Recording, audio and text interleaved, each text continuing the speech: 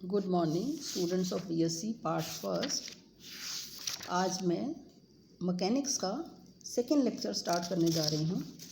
ये जो second lecture है आपका, बेसिकली ये आपका बेसिक लेक्चर है। ये लेक्चर जो है सिर्फ इसलिए पढ़ाया जा रहा है जिससे कि आपको आगे की जो यूनिट है उनमें आराम रहे पढ़ने में।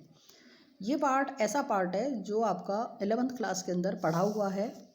मैं थोड़ा सा जल्दी इसको कंप्लीट करूँगी ताकि हम अपने एक्चुअल टॉपिक पर आ सकें।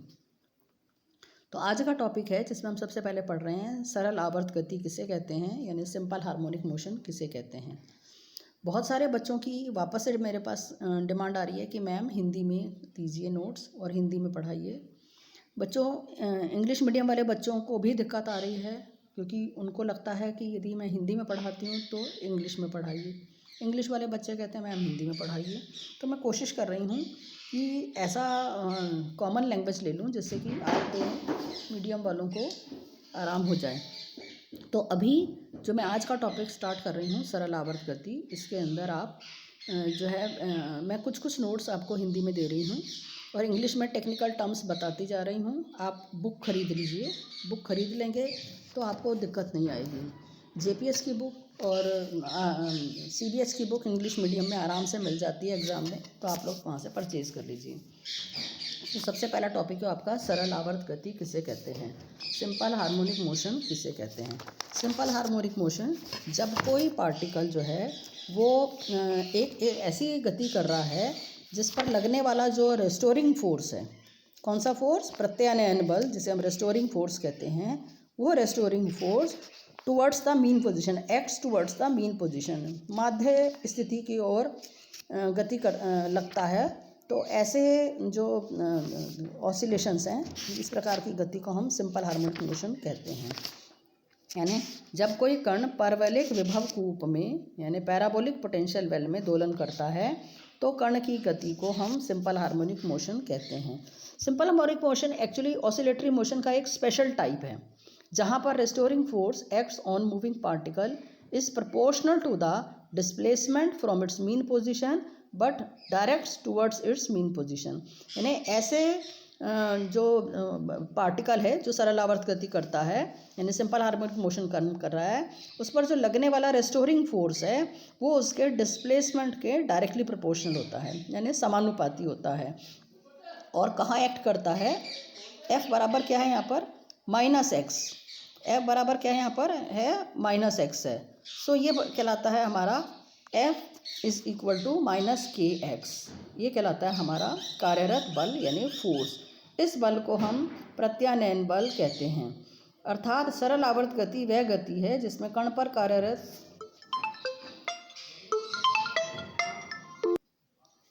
तो ऐसे रेस्टोरिंग फोर्स, ऐसे जो कार्यरत बल है उसको हम रेस्टोरिंग फोर्स कहते हैं।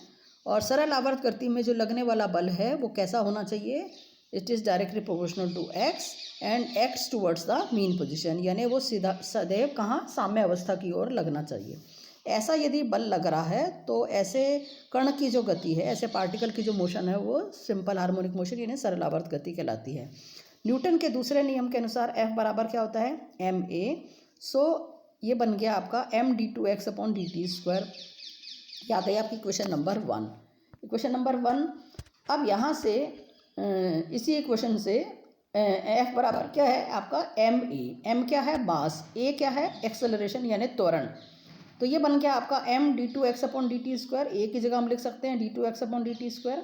सो ये बन गई इक्वेशन m/d2x/dt² -kx और d2x/dt² -k/m×x।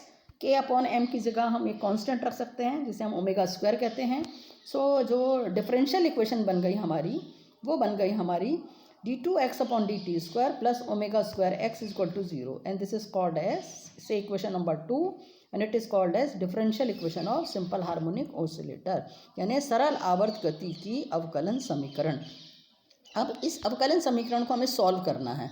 सॉल्व करने के लिए हम सबसे पहले क्या निकालते हैं, इसको वेलोसिटी ऑफ एन ऑसिलेटर यानी दोलक का वेग। दोलक का वेग निकालने के लिए हम क्या करेंगे, ये जो इक्वेशन नंबर 2 थी हमारी, ये हमारी क्वेश्चन नंबर जो 2 थी, इस टू सेकेंड इक्वेशन को हम dx बाई डी से मल्टीप्लाई करते हैं। तो इक्वेशन बन गई आपकी dx by d t d2x upon d t square is equal to minus omega zero square x dx by d T.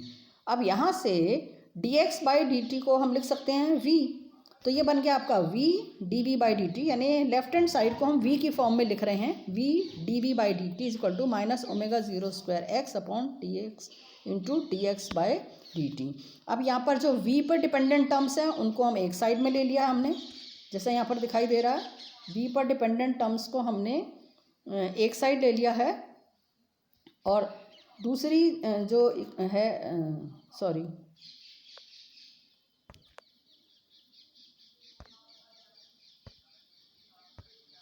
v पर डिपेंडेंट टर्म्स को हमने एक साइड ले लिया है और x पर डिपेंडेंट टर्म्स को एक साइड ले लिया है, और यहाँ पर हम इसको इंटीग्रेट कर रहे हैं। So integration v d v is equal to minus omega square x d x. Omega square x पर डिपेंडेंट नहीं है तो इसको हमने बाहर ले लिया इंटीग्रेशन से। इंटीग्रेट करते हैं v square by two is equal to minus omega zero square x square by two plus C integration constant हो गया आपका।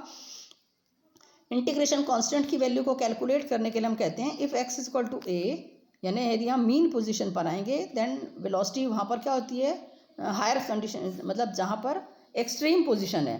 x बराबर a का मतलब है एक्सट्रीम पोजीशन, जहाँ तक दोलक जो है आपका गति कर सकता था। So x is equal to a, यानी आयाम हो यदि, जिसे हम एम्पलीट्यूड भी कहते हैं, जो मैक्सिमम डिस्प्लेसमेंट है उसे हम आयाम भी कहते हैं। तो if x is equal to a then dx by d t, यानी वेलोसिटी क्या हो जाएगी उसकी, ज़ीरो होती है। सो ज़ीरो बराबर हो गया minus omega square a square by two plus c, और सी बराबर हो गया omega square a square upon two, और इक्वेशन बन गई आपकी। सी की वैल्यू को पुट कर दें तो v square by two is equal to minus omega square x square by two plus omega square a square by two, और वी बन गया हमारे पास omega zero under root a square minus x square. ये हो गया आपके पास velocity आ गई है। अब इस वेलोसिटी से हम क्या निकाल लेंगे, डिस्प्लेसमेंट, यानी एक्स की वैल्यू को निकालते हैं। सो नेक्स्ट है आपका दोलक का विस्थापन, या जिसे हम डिस्प्लेसमेंट कहते हैं। सो v बराबर आ गया आपके पास dx by d t is equal to omega zero under root a square minus x square. X पर डिपेंडेंट टर्म्स को एक साइड ले लिया, so dx upon under root a square minus x square is equal to omega zero d T.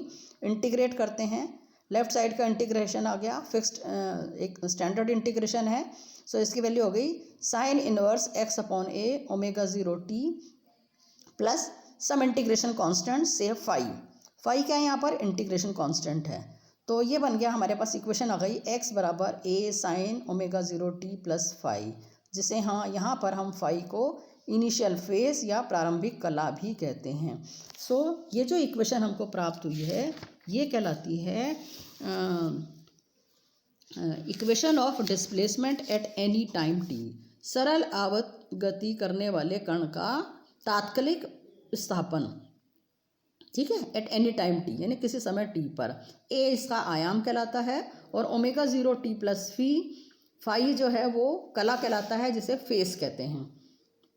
और phi क्या है यहाँ पर, जो है वो प्रारंभिक कला है। ये हमारी हो गया, ये इक्वेशन आ गई आपके पास डिस्प्लेसमेंट की इक्वेशन। अब यहाँ से हम निकालते हैं हम time period. Omega zero square बराबर हमने लिया था k upon m. So omega zero बराबर हो गया under root k by m. Omega की जगह हम लिख सकते हैं two pi upon t is equal to k by m. So t बराबर हो गया two pi under root m upon k क्या है यहाँ पर, फोर्स कांस्टेंट है। सो टाइम पीरियड बराबर हो गया, टी बराबर हो गया two pi under root m upon k. Time period मैंने एक दोलन में लगने वाला समय है आ गया। नेक्स्ट आ गई आपकी पोटेंशियल एनर्जी, स्थितिज ऊर्जा। स्थितिज ऊर्जा निकालने के लिए हमने क्या इक्वेशन ली है आपकी, यहाँ से हम लिख सकते हैं डी डब्ल्यू बराबर हो गया माइनस एफ डी एक्स। ठीक है, डी डब्ल्यू मैंने सरल आवर्ती दोलक में जो प्रत्यानयन बल के जो विरुद्ध कार्य किया जाता है, विस्थापन किया जाता है, विस्थापित होते ही वस्तु, वो उनके बीच की स्थितिज ऊर्जा में चेंज को बताती है। सो डी डब्ल्यू बराबर हो गया minus f x, f d x is equal to u minus u zero, और डब्ल्यू बराबर हो गया माइनस, अब पार्टिकल कहाँ से गति कर रहा है, मीन पोजीशन से एक्सट्रीम पोजीशन तक या एक्स पोजीशन, कोई भी एक्स पोजीशन तक मान लें, तो डब्ल्यू बराबर हो गया माइनस, लिमिट्स हो गई आपकी ज़ीरो से एक्स माइनस के एक्स डी एक्स, और यहाँ से इसको यदि मैं सॉल्व करती हूँ तो मेरे पास क्या आ जाता है के एक्स स्क्वायर बाय टू। सो किया गया कार्य डब्ल्यू बराबर हो गया you minus u zero is equal two plus के एक्स स्क्वायर। अब यदि साम्य अवस्था में स्थितिज ऊर्जा को 0 मान लिया जाए, है ना, if the potential energy at mean position is 0 then u 0 is equal to 0, 0 हो जाएगी और u बराबर हो गई हाफ के एक्स स्क्वायर। सो u बराबर हो गया half m omega 0 square x square. और t के टर्म्स में आपको निकालना है पोटेंशियल एनर्जी को, तो सिर्फ x की जगह में क्या रखेंगे, x बराबर x की जगह रख देंगे हम x0 sine omega 0 t plus 5। तो यहाँ पर हमने x की वैल्यू को पुट कर दिया, तो पोटेंशियल एनर्जी हमारी किस टर्म्स में आ गई है, टाइम के संदर्भ में आ गई। That is equal to half m omega 0 square a square sine square omega 0 t plus 5। अब यहाँ पर मिनिमम एनर्जी क्या हो गई, 0। जब ओमेगा 0 t प्लस 5 बराबर 0 होगा, पाई होगा, 2 पाई होगा। और मैक्सिमम कब होगी, जब इस फेस का मान π/2 हो, 3 π/2 हो, 5/2, यानी ऑड मल्टीपल ऑफ π/2। यह तब u क्या होगी, आपकी मैक्सिमम हो गई। That is equal to half m omega 0 square a square. और यदि हम एवरेज कैलकुलेट करते हैं तो ये बन गया आपका एवरेज, यानी ये कहलाता है हमारा एवरेज कहलाता है delta u। That is equal to 1/t 0 to t half m omega 0 square a square sine square omega 0 t plus 5 dt। Average का मतलब 0 से t, यानी पूरे दोलन में, पूरा एक ऑसिलेशन के अंदर कितनी पोटेंशियल एनर्जी हो गई। तो इसका यदि हम वैल्यू निकालें तो ये बराबर हो गई 1/4 m omega 0 square a square, क्योंकि 1/t 0 to t sign square omega 0 t की वैल्यू होती है हाफ 1/, तो और हाफ आपके पास यहाँ ऑलरेडी पहले से ही था, तो हर हाफ हाफ मिलकर हो गया 1/4। तो ये हो गई आपकी एवरेज पोटेंशियल एनर्जी। इसी प्रकार से हम काइनेटिक एनर्जी कैलकुलेट कर सकते हैं। काइनेटिक एनर्जी बराबर हो गई k बराबर half m v square. v की वैल्यू हम ऑलरेडी कैलकुलेट कर चुके हैं, v की वैल्यू को आप यहाँ से कैलकुलेट कर लीजिए, यहाँ पुट कर दीजिए। मैक्सिमम और मिनिमम वैल्यू आप यहाँ से निकाल सकते हैं। मैक्सिमम वैल्यू कब होगी, जहाँ पोटेंशियल एनर्जी की वैल्यू मिनिमम होगी, वहाँ काइनेटिक एनर्जी की मैक्सिमम हो गई वैल्यू, यानी 0 पाई 2 पाई इन सब बिंदुओं पर काइनेटिक एनर्जी मैक्सिमम हो गई, और π/2 3 π/2 इन बिंदुओं पर वो मिनिमम हो गई। और एवरेज आपका सेम आएगा, यदि आप एवरेज कैलकुलेट करते हो तो ये हो गया 1/4 m omega 0 square a square. और टोटल एनर्जी बराबर हो गई काइनेटिक एनर्जी और पोटेंशियल एनर्जी का सम, ये बन गई 1/2 m omega 0 square a square. और ये हो गया आपका energy, kinetic energy, potential energy और टाइम, तीनों का ग्राफ एक ही ग्राफ पर हमने ड्रॉ किया हुआ है, जैसा कि आपको इस चित्र के अंदर दिखाई दे रहा है। This graph is very very important. ये एग्जाम में कई बार पूछा गया है कि इनके बीच का ग्राफ ड्रॉ कीजिए, कि सरल आवर्ती गति करने वाले कण का काइनेटिक एनर्जी, पोटेंशियल एनर्जी और टोटल एनर्जी का ग्राफ खींचिए। तो ये ग्राफ खींचने के लिए बहुत बार एग्ज़ाम में आ चुका है, इसलिए आप बच्चों, ये ऐसा कोई ग्राफ नहीं है, इंपॉर्टेंट ग्राफ है, लेकिन आप लोगों ने 11th क्लास के अंदर इसको पढ़ा हुआ है, इसलिए आप आराम से इस ग्राफ को खींचना सीख सकते हैं। तो ये हो गया आपका बेसिक चीज़। अब नेक्स्ट से आपका जो सिलेबस है उसको हम स्टार्ट करेंगे, this is damped harmonic oscillator. Next video में हम इसको डिस्कस करेंगे। Thank you so much.